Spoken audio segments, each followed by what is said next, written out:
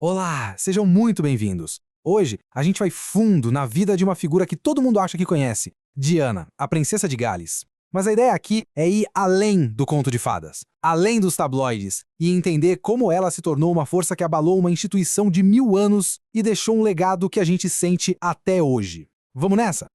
Essa frase, dita numa entrevista que literalmente parou o mundo, é o ponto de partida perfeito para a nossa análise porque ela já revela tudo, né? O conto de fadas quebrado, a coragem de expor a verdade e a complexidade de uma mulher que vivia ali presa entre o dever e o desejo pessoal.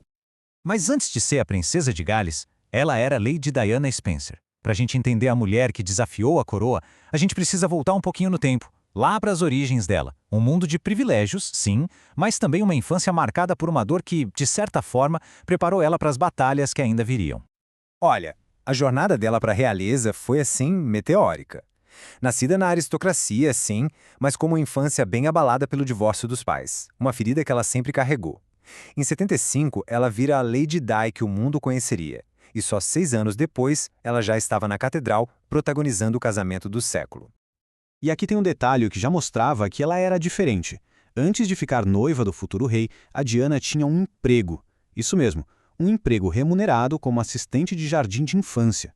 Ela foi a primeira noiva real a ter um trabalho assim. Um pequeno ato de independência que já dava um sinal da mulher que ela se tornaria.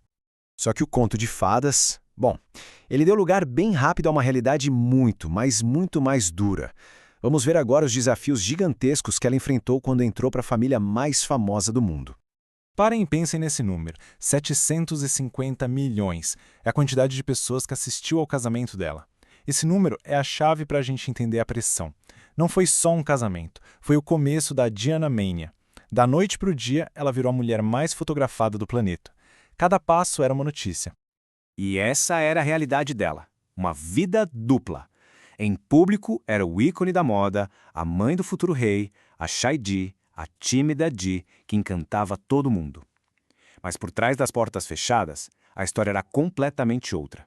Um casamento infeliz, a luta silenciosa contra a depressão pós-parto e a bulimia, e uma perseguição da mídia que simplesmente não dava trégua. Mas é justamente no meio dessa pressão toda que a narrativa começa a virar. A Diana começou a encontrar a própria voz, não para se opor à coroa, mas para buscar um propósito que ia muito além dos protocolos reais. Então, a grande questão é essa, né? Como é que ela se transformou de uma jovem que parecia super tímida e sobrecarregada nessa força humanitária global e independente? A resposta está na capacidade que ela teve de usar a própria plataforma para desafiar o status quo. Ela encontrou o poder dela quebrando regras. Cada uma dessas ações foi um pequeno terremoto na época. Apertar a mão de um paciente com AIDS sem luvas, num tempo de medo e desinformação, isso mudou o jogo. Levar os filhos, futuros reis, para conhecer a realidade dos sem-tetos, ela estava mostrando um lado humano da monarquia que ninguém nunca tinha visto. E ela disse isso com todas as letras. O HIV não torna as pessoas perigosas de se conhecer. Você pode apertar suas mãos e dar-lhes um abraço. São palavras simples, mas que tiveram o poder de uma bomba. Essa declaração, vinda da princesa, fez mais para combater o estigma do que qualquer campanha de governo. Era a compaixão na sua forma mais pura e potente. E o impacto do ativismo dela foi muito concreto. Meses depois da morte dela, em 1997, a campanha internacional para a proibição de minas terrestres, uma causa que ela abraçou com unhas e dentes, ganhou o Prêmio Nobel da Paz. É um testemunho direto do alcance global que ela tinha. Depois do divórcio, ela não sumiu dos holofotes. Muito pelo contrário. Ela abraçou de vez o papel de ícone global, agora livre das amarras da coroa, e foi aí que ela se consolidou como a princesa do povo. Mas essa liberdade teve um preço, e a batalha foi pública. Primeiro a separação em 92. Depois, aquela entrevista bombástica de 95 que expôs todas as ferridas do casamento para o mundo inteiro ver. E por fim, o divórcio em 96. Cada um desses capítulos abalou as estruturas da monarquia. Com o divórcio, a Diana perdeu o título de Sua Alteza Real. E dizem que o filho dela, o jovem príncipe William, falou isso para consolar a mãe. É uma história comovente que mostra não só o impacto pessoal disso tudo, mas também o laço profundo que ela tinha com os filhos. E então, no auge da popularidade da independência, veio o fim. Um fim abrupto.